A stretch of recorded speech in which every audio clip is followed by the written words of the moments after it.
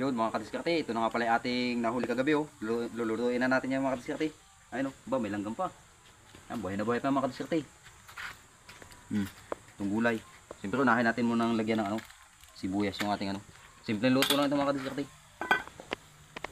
Ayan talagang sibuyas yan.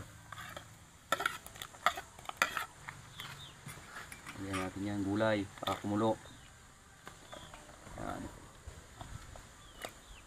Rambol na yan. Maliban lang sa talbos pala.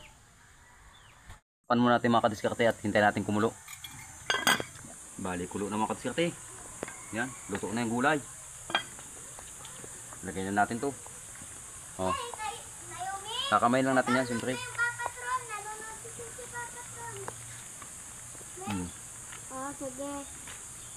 Buhay na buhay pa. Okay, lagay na.